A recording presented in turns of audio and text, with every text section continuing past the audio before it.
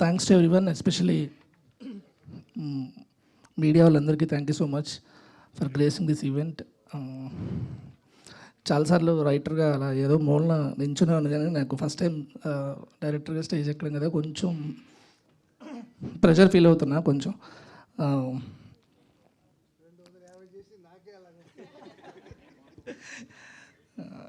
Thanks to everyone. First thanks చెప్పాల్సిందే SK అన్నకి.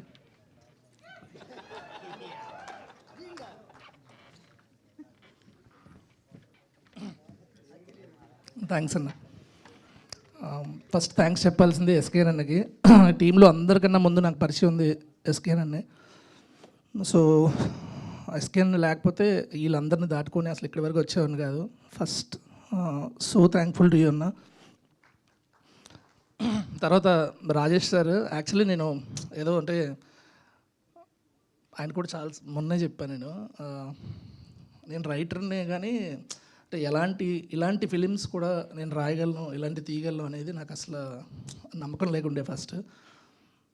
Thanks for tapping that potential sir. Thanks for making మీ emotional films writer అయ్యానంటే దానికి మీరే రీజన్ సార్. లేకపోతే అసలు ఇటుపక్క వచ్చేవాను కాదు. ఫస్ట్ ఏదో చిన్న సినిమా చేసుకుంటుంటే రాజేష్ గారు పిలిచి సినిమా చేయరవి అన్నారు. ఆయనకి నేను పెట్టిన ఒకే ఒక కండిషన్, సార్ నాకు మీరు మ్యూజిక్ నేర్పుతానంటే, అంటే ఆయనకి అంటే మ్యూజిక్ మీద మంచి నాలెడ్జ్ ఉంది రాజేష్ గారికి. ఈ సినిమా త్రూ అవుట్ ప్రాసెస్లో మీ దగ్గరికి నేను హిట్ కొట్టడానికో దేనికో రావట్లే, మీరు సినిమా తీస్తా, బట్ మీ దగ్గర మ్యూజిక్ సెన్స్ నేర్చుకుంటానే ఈ సినిమా ఫస్ట్ స్టార్ట్ అయిన రీజన్ అది.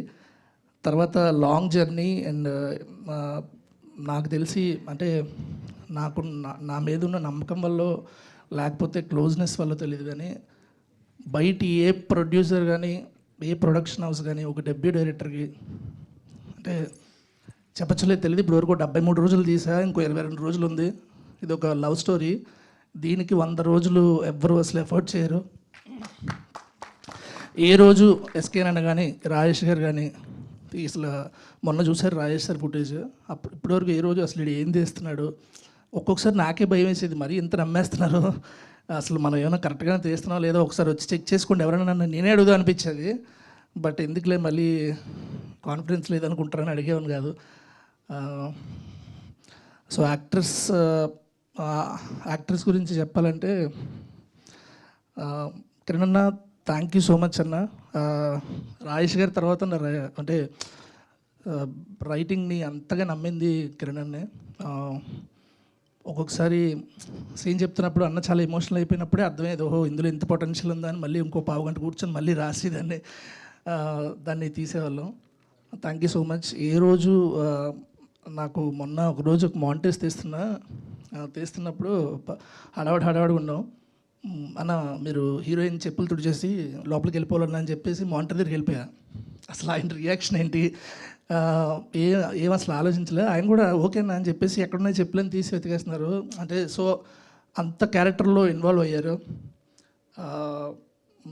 Gauri thank you so much for everything.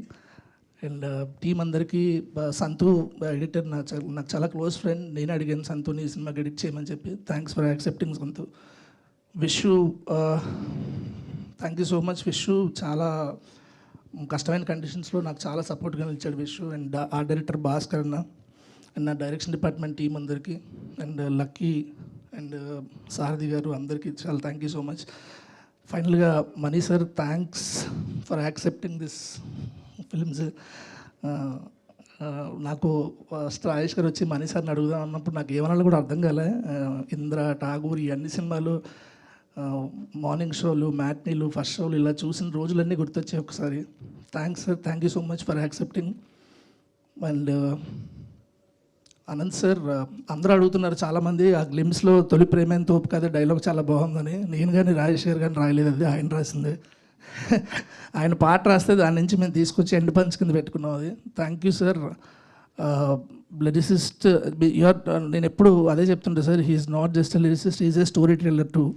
ఎందుకంటే లిరిక్స్ ద్వారా చాలా స్టోరీ చెప్పారు.